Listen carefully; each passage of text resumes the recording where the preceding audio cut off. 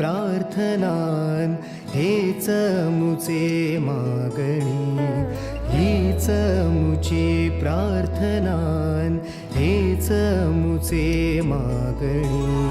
माणसाने माणसाशी माणसा समवागणे.